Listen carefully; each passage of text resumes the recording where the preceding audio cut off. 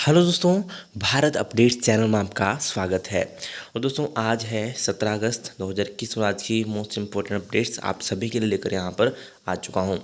तो चलिए दोस्तों जल्दी से पहले देख लेते हैं क्या क्या अपडेट्स हैं, उसके बाद हम यहाँ पे आएंगे वापस। ठीक है, चलिए तो शुरू करते हैं पहले अपडेट से। तो ये रही, हिमाचल में 24 घंटों में आए कोरोना के 276 नए केस, 334 हुए ठीक। मंडी 77, कांगड़ा 56, चंबा में 33, हमीरपुर में 29, शिमला बिलासपुर में 25, कुल्लू लाहौल स्पीति में 12, किन्नौर में 3, ऊना में 2, सोलन और सिरमौर में 1 और कुल संक्रमितों की संख्या की बात करें 2,10,419। एक्टिव केस जो है वो है 2,695।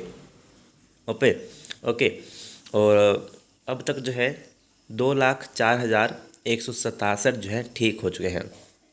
दोस्तों केसेस कभी घट रहे हैं, घट तो कहाँ ही रहे हैं, अभी बढ़ ही रहे हैं रेगुलर। कभी 350, कभी 184, कभी 276, है ना। तो आपको अपनी सेफ्टी का ध्यान यहाँ पे रखना है, ठीक है।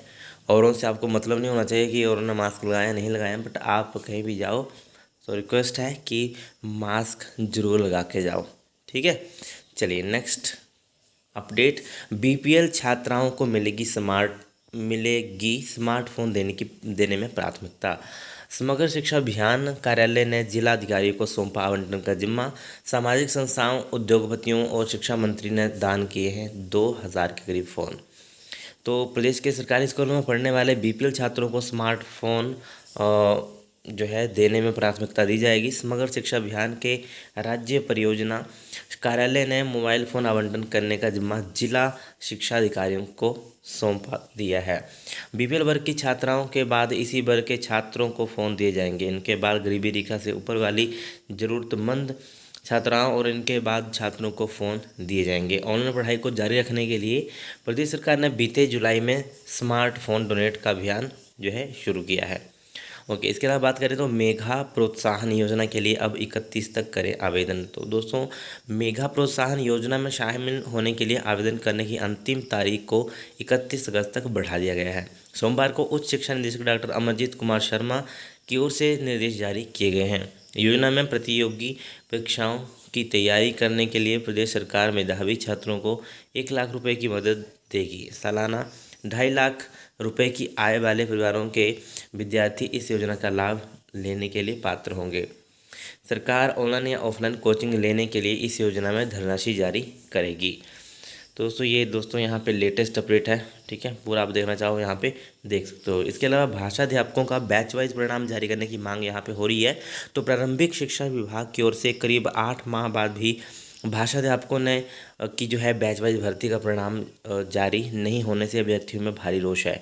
अभ्यर्थियों का कहना है कि चंबा जिले में परिणाम जारी कर दिया गया है, शेष जिलों में इतना समय बीतने के बाद भी परिणाम जारी नहीं किया गया है। तो अभ्यर्थियों ने शिक्षा विभाग से जल्द बैच वाइज काउंसलिंग का परिणाम घोषित करने की मांग यहाँ पे की है। ओके, चलिए दोस्तों नेक्स्ट अपडेट ये रही, छात्रवृत्ति घोटाला 16 संस्थानों की एक साथ जाँच करेगी सीबीआई।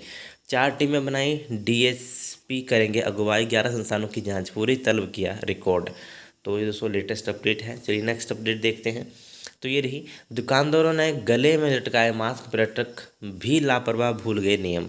तो लोगों को समझना होगा कोरोना का खतरा भी टला नहीं है, एहतियात बरतना जरूरी। कोरोना की तीसरी लहर का खतरा बरकरार, शिमला में कोरोना के मामले बढ़ने लगे हैं, लेकिन सतर्कता बरतने की जगह कई लोग जो है कर रहे हैं लापरवाही, और ज़्यादातर दुकानदार जो है बिना मास्क दे रहे हैं, और कई कारोबारी गले में मास्क लटकाकर खाना पूर्ति कर रहे हैं। तो ये दोस्तों यहाँ पे अपडेट है, पूरी साइज तो झट से लगा लिया मास्क। तो दोस्तों ये आप यहाँ पे देख सकते हो, ठीक। चलिए नेक्स्ट अपडेट ये रही, आरटीआई रैल में 18 को लगेगा रोजगार मेला। दोस्तों आरटीआई रैल में जो है निजी क्षेत्र में नौकरी के लिए 18 अगस्त को साक्षात्कार लिए जाएंगे, यानी कि इंटरव्यू होंगे। आरटीआई के प्रधानाचार्य रणवीर परमार ने कहा कि आईटीआई के trade fitter, welder, electrician, machinist, motor mechanic, vehicle और डीजल मैकेनिक, टर्नर, टूल एवं die maker, plastic processing operator, automobile, tractor mechanic और पेंटर तथा जनरल के 2015 से लेकर 2000 तक के 5 अभ्यर्थी 18 अगस्त को साक्षात्कार के लिए उपस्थित हो सकते हैं। साक्षात्कार के लिए इच्छुक व्यक्ति की 10वीं कक्षा में 50%, ITI में 60% अंक एवं 18 से 23 वर्ष के बीच उसकी एज होनी चाहिए, यानी कि आयु होनी चाहिए, वर्ष होनी चाहिए। ठीक है। इसके अलावा इच्छुक अभ्यर्थी 18 अगस्त को प्रातः 9 बजे ITI नादौन स्थित रैल जिला हमीरपुर में अपने सारे मूल प्रमाण पत्रों की 2 प्रतियां, आधार कार्ड, CB तथा 3 फोटो सहित उपस्थित हो सकते हैं। ओके, तो ये आप देख लो यहाँ पे, अगर आप में से कोई जाना चाहता है यहाँ पे तो। ठीक है, चलिए नेक्स्ट अपडेट ये रही।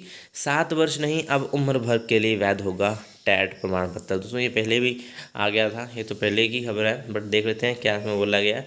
मंत्रिमंडल की मंजूरी के बाद शिक्षा विभाग ने जारी किए लिखित आदेश। अच्छा ओके, अभी जो है यहाँ पे लिखित आदेश भी जारी कर दिए गए हैं। तो हिमाचल प्रदेश में 16 अगस्त 2011 के बाद शिक्षक पात्रता परीक्षा टैट पास करने वाले अभ्यर्थियों को सरकार ने बड़ी राहत दे दी है। सरकार ने 7 वर्ष की जगह उम्र भर के लिए टैट की योग्यता प्रमाण पत्र की वैधता तय कर दी है। राज्य मंत्रिमंडल की मंजूरी के बाद शिक्षा विभाग ने सोमवार को इस बाबत लिखित निर्देश जारी कर दिए हैं। प्रदेश के लाखों अभ्यर्थी इस फैसले से लाभान्वित होंगे। अभी तक टैट पास करने पर उम्मीदवार 7 वर्ष तक नौकरी के लिए पात्र होता था। इसके बाद उसे शिक्षक बनने के लिए दोबारा परीक्षा देनी पड़ती थी। केंद्र और राज्य NCT नियमों से टैट करवाते हैं। केंद्र सरकार के लिए CBSE और राज्य अपनी परीक्षा खुद करवाते हैं। तो ये दोस्तों यहाँ पर लेटेस्ट अपडेट है। ठीक, चलिए नेक्स्ट अपडेट। VC की गाड़ी के आगे लेटे SFI कार्यकर्ता, पुलिस के साथ धक्का मुक्की। HPU कैंपस में विरोध प्रदर्शन कर रहे कार्यकर्ताओं ने रोकी कुलपति की गाड़ी। तो ये देखो दोस्तों यहाँ पे। ठीक है, नेक्स्ट अपडेट ये देखिए। हिमाचल में कभी भी हो सकती है उपचुनाव की घोषणा। भारतीय निर्वाचन आयोग ने मुख्य निर्वाचन अधिकारी के कार्यालय को दिए संकेत। 20 अगस्त के बाद कभी भी उपचुनावों का ऐलान कर सकता है निर्वाचन आयोग। चलिए दोस्तों नेक्स्ट अपडेट ये रही। कोरोना से हालात ठीक होने पर ही खोले जाएंगे स्कूल, गोविंद। तो यहाँ पे शिक्षा मंत्री बोले 69 विद्यार्थियों के संक्रमित होने पर बंद करने पड़े सूबे में स्कूल। तो शिक्षा मंत्री गोविंद सिंह ठाकुर ने कहा कि हिमाचल प्रदेश में कोरोना संक्रमण के मामलों में कमी आने और हालात ठीक होने पर ही स्कूल खोले जाएंगे। सोमवार को सचिवालय में पत्रकारों से अनौपचारिक बातचीत में विद्यार्थियों के संक्रमित होने पर 22 अगस्त तक स्कूल बंद करने पड़े हैं। कोरोना मामले इसी तरह बढ़ते रहे तो आने वाले दिनों में स्कूल खोलना मुश्किल होगा। मंत्री ने बताया कि प्रदेश में डिग्री कॉलेज में सोमवार से 2nd और 3rd ईयर की विद्यार्थियों की ऑनलाइन कक्षाएं शुरू हो गई हैं। 1 सितंबर से 1st ईयर की कक्षाओं का सेकंड सत्र शुरू होगा। 1st ईयर के लिए अभी दाखिलों की प्रक्रिया जारी है। जिला स्तर पर विद्यार्थियों की रैंडम टेस्टिंग जो है यहाँ पे हो रही है। शिक्षक और गैर शिक्षक नियमित तौर पर स्कूलों में आकर ऑनलाइन पढ़ाई करवा रहे हैं। कोरोना संक्रमण के मामलों में कमी आने पर 2 अगस्त से 10वीं से 12वीं कक्षा के विद्यार्थियों के लिए स्कूल खोले गए थे। 5वीं और 8वीं कक्षा के विद्यार्थियों को शिक्षकों से परामर्श लेने के लिए स्कूल में आने की मंजूरी थी, लेकिन इसी बीच दोबारा से कोरोना संक्रमण के मामले तेजी आ गई और विद्यार्थियों को लेकर सरकार कोई भी जोखिम नहीं उठा सकती। ऐसे में 22 अगस्त तक स्कूलों को बंद रखने का फैसला लिया है। जल्द ही इस फैसले की समीक्षा कर आगामी निर्णय लिया जाएगा। बट ये साफ है कि अगर अच्छी स्थिति जो है अगर ठीक नहीं होती तो स्कूल नहीं खोलेंगे। मतलब कि बिल्कुल अगर ठीक होंगे हालात तभी जो है स्कूल खुल पाएंगे। ये यहाँ पे कहना है शिक्षा मंत्री जो है उनका। ठीक है, मतलब कोरोना के हालात अगर ठीक होंगे तभी जो है यहाँ पे स्कूल खुल पाएंगे। ओके, तो चलिए दोस्तों अभी जो हमारी कुछ यहाँ पे बची हुई हैं अपडेट्स उनके बारे में देख लेते हैं। दोस्तों HPSC भी लेटेस्ट अपडेट जो है, तो मैंने आपको बोला था कल कि मैं पता करूँगा, तो मैंने कॉल की थी, बट उनसे दोस्तों ऐसे ही थोड़ा ज़्यादा नहीं पता चल पाया, क्योंकि मैंने उनसे पूछा कि मतलब कोई रिपोर्ट वगैरह चेक तो नहीं हो रही है। बोला हमारे पास तो भी ऐसा कोई नोटिफिकेशन नहीं आया है। ठीक है, तो मैंने बोला मैं आपको कल या परसों फिर दोबारा से कंफर्म कर लूँगा। तो उनसे बात हुई तो उन्होंने यही बोला कि अभी हमारे पास कोई नोटिफिकेशन नहीं आया है और गाड़ियाँ तो आ जा रही हैं। ठीक है, बाकी फिर से मैं आपको कंफर्म करूँगा, क्योंकि ये कुछ मुझे ऐसे लगा थोड़ा। ठीक है, अभी मुझे दोबारा से कंफर्म करना पड़ेगा, आज या कल मैं फिर से करूँगा उनको कॉल। और पहले तो उनके नंबर नहीं लगते हैं। ठीक है, फिर मैंने हेल्पलाइन नंबर देखा यहाँ पे, उसके ऊपर कॉल की थी।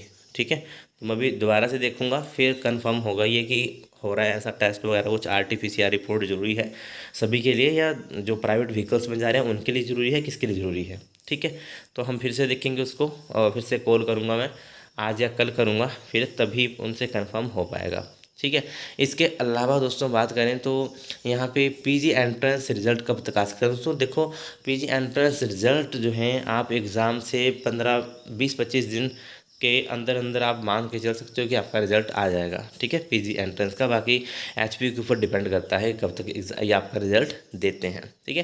वैसे 15-20 दिन में आना चाहिए, उनके बीएड का जाता है तो ये भी आना चाहिए 15-20 दिन के अंदर। ओके, तो ये थी दोस्तों आज की इम्पोर्टेंट अपडेट्स।